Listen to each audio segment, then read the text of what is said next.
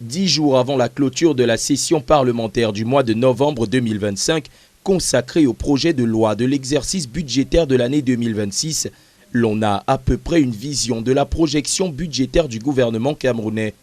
En gros, l'État du Cameroun prévoit une enveloppe de plus de 8 816 milliards de francs CFA, dont seulement 2026 milliards seront dégagés pour les investissements.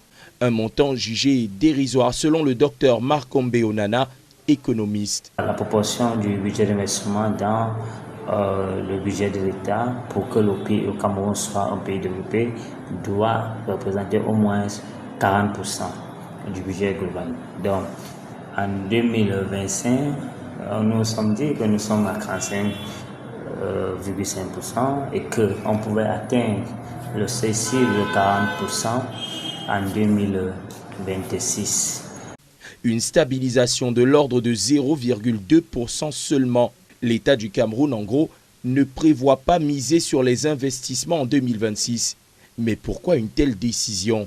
Lorsque le pays rencontre des déficits, un déficit budgétaire constaté, le pays peut décider de stabiliser le budget d'investissement et par conséquent, c'est là la stabilité de ce budget d'investissement va donc permettre au pays de stabiliser le déficit budgétaire.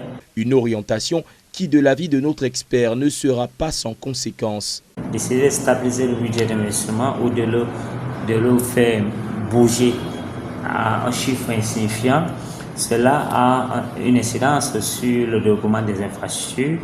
Notamment, cela va freiner